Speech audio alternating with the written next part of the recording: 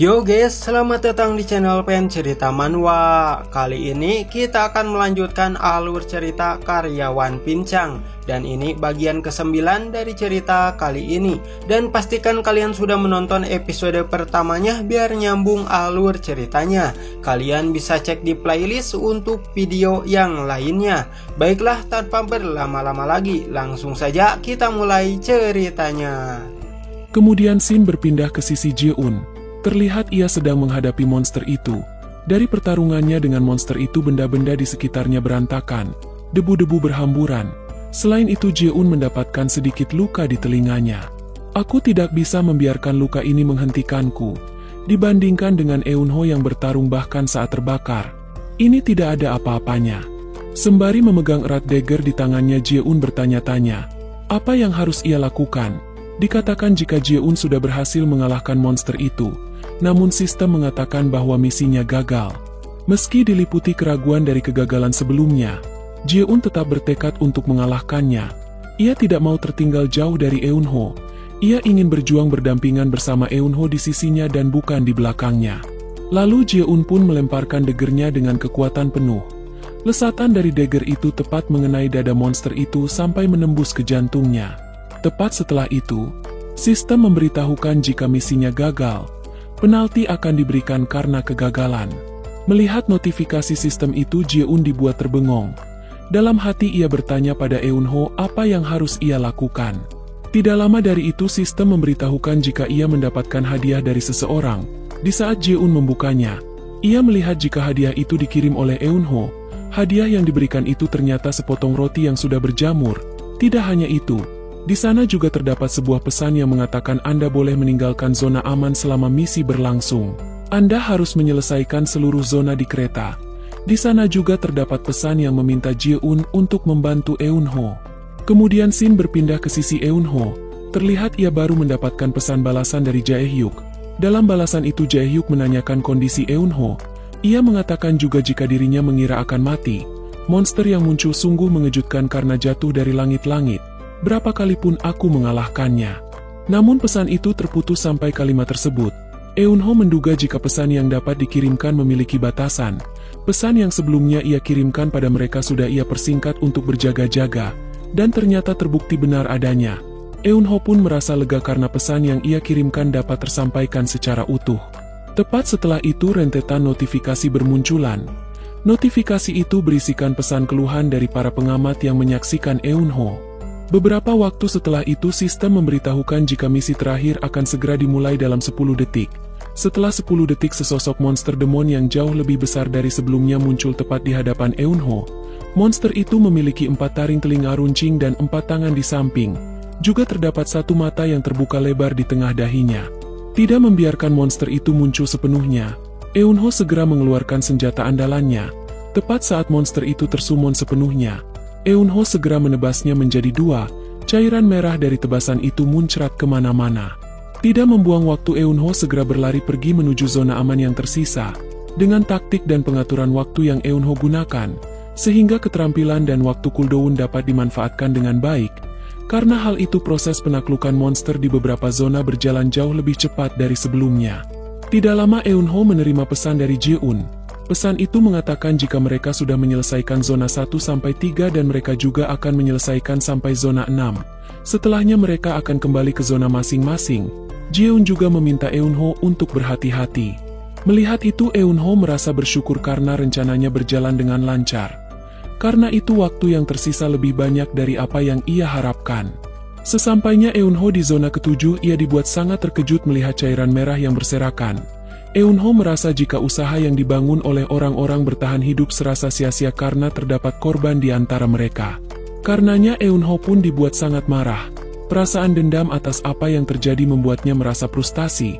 Kami tidak menjalani hidup hanya untuk menjadi mainan kalian. Itulah kata-kata yang Eunho utarakan dengan perasaan amarah yang memuncak di dalam tubuhnya. Merasa tidak dapat menahan amarahnya lagi, Eunho segera menebas monster yang ada di sana. Karena tebasan kuat yang dikerahkan itu, notifikasi sistem yang terdapat di sana ikut terbelah menjadi 2. Di zona ke-6, Shin memperlihatkan Jae-hyuk yang sedang menahan serangan dari monster di depannya. Setelahnya Jae-hyuk menyemangati pria di belakangnya dengan mengatakan jika dia harus bertahan hidup agar dapat bertemu lagi dengan putrinya Yul-ah. Sembari menangis, pria itu mengutarakan rasa sesalnya karena telah menyeret Jae-hyuk ke dalam pertarungan berbahaya di zonanya. Tepat setelah mengatakan itu, Eun-ho muncul dari belakang dan melesat maju memberikan serangan. Berkat hal itu zona ke-6 pun berhasil diselesaikan dengan mudah. Melihat Eun-ho yang ada di sana, Jae-hyuk segera menghampirinya. Eun-ho menanyakan keberadaan Jae-un. Jae-hyuk menimpali jika dirinya belum bertemu dengan Jae-un. Mendengar itu Eun-ho cukup terkejut. Ia bertanya-tanya apa terjadi sesuatu pada Jae-un. Sebelumnya Jae-un mengatakan jika dia akan membantu sampai zona ke-6. Kemudian kita dibawa ke sisi Jae-un. Terlihat monster yang mereka hadapi berbeda dengan monster yang ada di zona yang lainnya. Monster itu memiliki 4 tangan 4 taring dan 1 mata yang terbuka lebar di tengah dahinya. Di salah satu tangan monster itu terdapat seseorang yang tertangkap. Ia menjerit kesakitan karena cengkraman yang kuat dari monster itu. Tidak lama Eun-ho dan Jae-hyuk tiba di sana. Jae-hyuk mengatakan jika dirinya yang akan memancing monster itu, dan lalu meminta Eun-ho untuk menggunakan skill setelahnya. Eun-ho menyangkal perkataan Jae-hyuk. Ia menjelaskan jika menggunakan skill di situasi saat ini sangat berbahaya. Orang yang ditangkap oleh monster itu bisa saja terluka. Mungkin itulah alasan mengapa monster itu menangkap seseorang untuk dijadikan sebagai perisai. Melihat situasinya yang mendesak, Eun-ho segera memeriksa cooldown perception atau cooldown dari skill kecepatan. Terlihat skill itu masih memiliki waktu cooldown 43 detik lagi. Merasa tidak ada pilihan, Eun-ho memutuskan untuk menarik perhatian monster itu dan mencari celah untuk menyelamatkan orang yang tertangkap. Di saat Eun-ho akan bergerak, Jae-un berteriak mengatakan menyingkir, dan lalu melemparkan belati di tangannya dengan akurasi yang tinggi. Melihat itu Eun-ho cukup terkejut. Apa dia baru saja melemparkan belatinya? Eun-ho memperingatkan jika lemparannya meleset orang itu akan dalam bahaya. Benar saja, belati yang Jae-un lemparkan itu mengarah pada orang yang tertangkap. Melihat belati itu yang mengarah padanya, orang itu sangat panik. Wajahnya pucat. Ia dibuat bingung dengan apa yang harus ia lakukan. Secara mengejutkan belati itu berbelok dan mengarah tepat ke bola mata monster itu yang berada di tengah dahinya. Melihat itu, orang yang tertangkap dan juga orang-orang yang ada di sana terdiam seketika. Mereka cukup terkejut dengan apa yang baru saja mereka saksikan. Karena serangan belati itu, monster itu pun mati seketika. Tubuhnya sempoyongan dan lalu ambruk ke bawah. Tepat setelah itu notifikasi muncul di hadapan Jae-un. Namun ia dibuat kebingungan melihatnya. Skill, data, apa maksudnya? Mendengar Jae-un menyebutkan itu, Eun-ho segera menghampirinya dan meminta untuk mendengarkan apa yang ia katakan. Kamu perlu mengingat perasaan ini sekarang. Bagaimana kamu melemparkan belati itu, dan apa yang kamu pikirkan saat melemparkannya. Kamu perlu mengingat itu untuk membuka skill tersebut. Mendengar itu tanpa pikir panjang Jae-un mengiyakan dan langsung mempraktekannya. Tadi pasti seperti ini, atau mungkin begini. Melihat tingkah konyol Jae-un, Eun-ho mengingatkan untuk mencobanya setelah misi ini selesai. Setelah itu Eun-ho berteriak mengingatkan jika waktu yang mereka miliki saat ini 3 menit 30 detik lagi. Eun-ho meminta mereka semua untuk segera kembali ke zonanya masing-masing. Sebelum Eun-ho pergi, seorang pria menanyakan keberadaan anaknya Yul-ah. Eun-ho menimpali jika anak itu baik-baik saja. Anak itu ada di ruangan Tang, ada di sebelahku. Kita diperkenalkan jika pria itu bernama Han-wel, ayah dari Yul-ah. Setelah mendengar Eun-ho mengatakan itu, Han-wel merasa sangat lega. Ia berterima kasih karena Eun-ho telah membantunya. Ia bersumpah akan membalas kebaikan Eun-ho. Beberapa waktu setelah itu, setibanya Eun-ho di zonanya Yul-ah, ia dibuat kebingungan dengan ruangan itu yang nampak sepi. Ia tidak mendapati Yul-ah di ruangan kamar mandi. Saat Eun-ho mencari-cari di sekitar kursi, tangan Eun-ho ada yang memegangnya dengan lembut. Dan rupanya itu adalah Yul-ah. Eun-ho pun segera mengelus kepala Yul-ah sembari mengatakan kamu tidak menangiskan. Tidak menimpali. Yul-ah menanyakan apakah Eun-ho melihat ayahnya. Eun-ho mengiyakan jika ayahnya ada di zona satunya. Jika kamu menunggu di sini sampai misi selesai, dia akan datang menjemputmu. Tepat setelah Eun-ho memasuki zonanya, waktu hitungan mundur pun berakhir. Sistem memberitahukan jika seleksi proyek telah selesai, tingkat sinkronisasi telah meningkat. Karena kinerja yang tidak biasa, pembaruan nilai evaluasi tertunda. Nilai evaluasi akhir akan diberikan setelah menjumlahkan hasil dari setiap misi. Tidak lama setelah itu sistem kembali muncul dengan memberikan ucapan selamat. Anda telah mengalahkan 19 roh jahat yang berasal dari tanah ini. Anda telah mendapatkan gelar Demon Slayer. Efek dari gelar Demon Slayer diantaranya kemampuan iblis tingkat rendah tidak dapat mempengaruhi Anda. Saat bertarung melawan iblis tingkat menengah, kekuatan serangan akan meningkat sebesar 20%. Tidak lama setelah itu, ruangan yang Eunho tempati mulai memudar. Mata raksasa yang ada di atasnya mulai menutup dan kemudian menghilang. Singkat cerita, kini mereka pun kembali berkumpul bersama, merayakan keberhasilan mereka dalam menyelesaikan misi sebelumnya. Mereka mengadakan makan bersama di suatu restoran yang sudah tidak berpenghuni. Di tengah perayaan itu Ji-un berkomentar, melihat situasi ini ia merasa seperti sedang makan malam perusahaan. Tepat setelah itu, seorang wanita datang menghampiri mereka, sembari menundukkan kepala. Wanita itu mengucapkan rasa terima kasihnya karena telah menyelamatkannya. Ji-un menimpali jika dirinya yang membuat wanita itu dalam bahaya. Ji-un meminta untuk berterima kasih pada Eunho. Mendengar itu, wanita itu menyangkalnya. Jika bukan karena kalian berdua, kita benar-benar akan dalam bahaya. Jae-hyuk membenarkan. Lalu ia mengingatkan apa semua orang sudah memperkenalkan diri. Mendengar itu pada akhirnya mereka semua saling memperkenalkan diri. Setelah perkenalan selesai, Eunho mengajak Ji-un untuk pergi ke suatu tempat hanya mereka berdua. Ada sesuatu yang harus ia lakukan bersama Ji-un. Kemudian scene berpindah memperlihatkan Harona dan Choi Sung yang akan memasuki ruangan yang ada di balik pintu raksasa. Terlihat seorang pria rambut putih serta jenggotnya dengan baju jas yang dikenakannya. Pria itu memiliki perawakan yang sangat besar, duduk santai di singgasana. Sesampainya Harona di hadapannya, ia langsung menunduk memberikan salam pada pria itu. Saya manajer Harona, di sini untuk bertemu dengan direktur.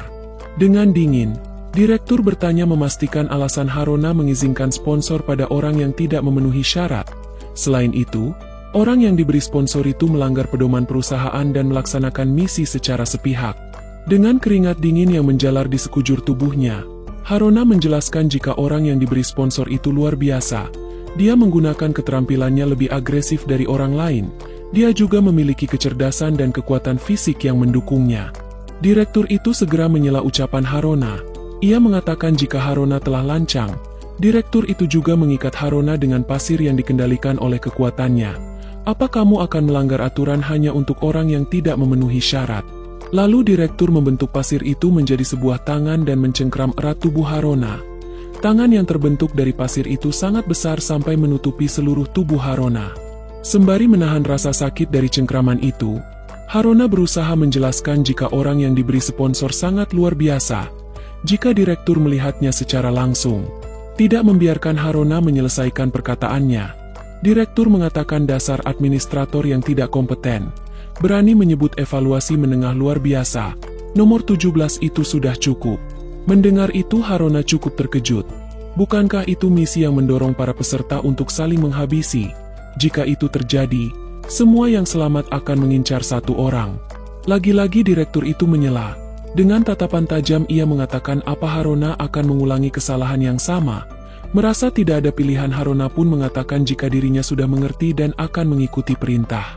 Kemudian scene kembali menampilkan Ji-un dan Eunho. Terlihat mereka sedang berusaha mengaktifkan kemampuan Ji-un.